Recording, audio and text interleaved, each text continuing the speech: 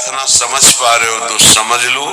कातव कांता, जिसे तुम अपनी स्त्री समझ रहे हो, पत्नी समझ रहे हो, पीछे कौन थी, आगे कौन रूप में जाएगी।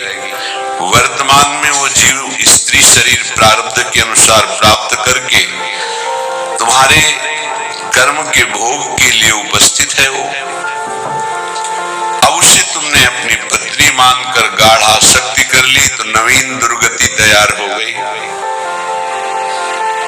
कौन है वो तुम्हारी, जानते हो? नहीं परिचय, कुछ वर्षों का परिचय और इसे सत्य मान लिया। और जहां वो परिवर्तन नाशवान दृश्य जगत का एक दृश्य शरीर परिवर्तित हुआ, नाशवान शरीर का परिवर्तन प्रतिपल हो रहा है, तुम समझ नहीं पा रहे, पर समझा तब जाता है जब वो मृत्यु को प्राप्त होने का समय आता है। तब समझ तुम्हारी किसी काम की नहीं रहती। मन पछतई है अवसर बीते। शुद्ध बनितादि जान स्वार्थ रत ना करो नेह सभी थे। स्नेह मत करो, स्नेह प्रभु से करो, प्रभु का भाव रख कर करो। कहने की कास्तव तनया, ये जो तुम्हारे पुत्र रूप में आया है, ये कौन है जानते हो? तुम्हारे कर्म का भोग भोगाने के लिए वही भगवद अंश आया है। ये कुछ समय के लिए आया है। शुभ कर्म तो सुख प्रदान करेगा, अशुभ कर्म तो दुख प्रदान करेगा, लेकिन वो तुम्हारा नहीं है। आप उसका परिचय नहीं जानते जो पुत्र रूप में आया हुआ है। स्थिरमति रेतन मृति मनुगणया,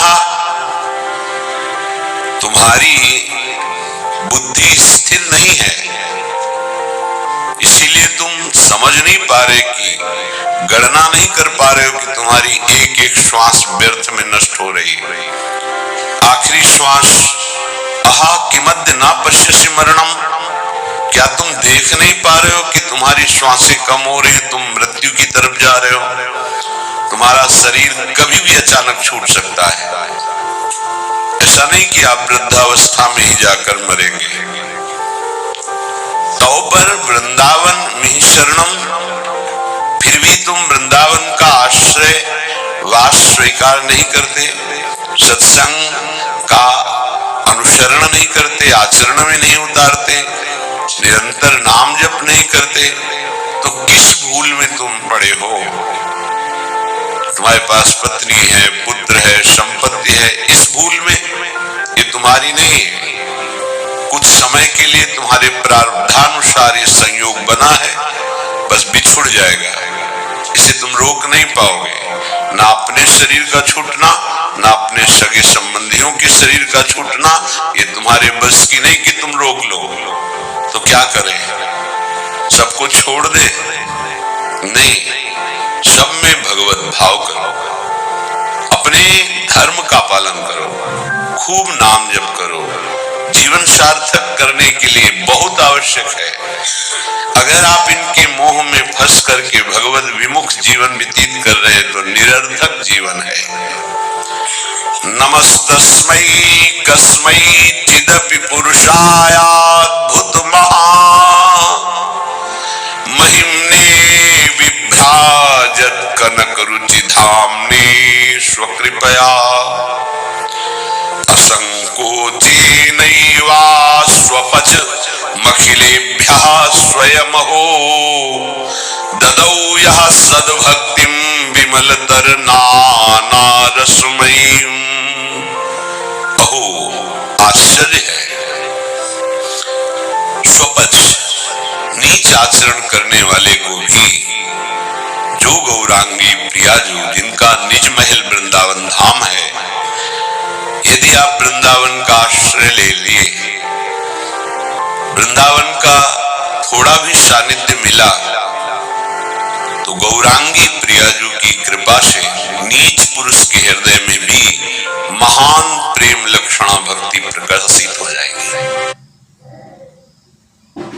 पिताजी, मैं चिराग बचपन में मेले में खो गया था। आज मैं अमीर हूँ पिताजी, आपके बॉस अब मेरे लिए काम करते हैं। साहब पानी। आपकी बहू इंग्लैंड की प्रिंसेस है। ये विश्वास कीजिए।